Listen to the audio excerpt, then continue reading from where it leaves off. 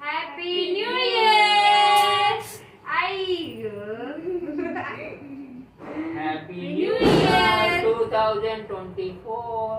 Happy new year. Happy new year. పుట్టి 12 years అయింది నాది. హ్యాపీ న్యూ ఇయర్ ఇచ్చి ఇచ్చి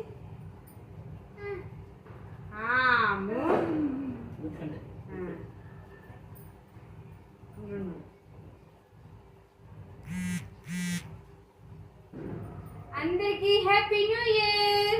హ్యాపీ న్యూ ఇయర్.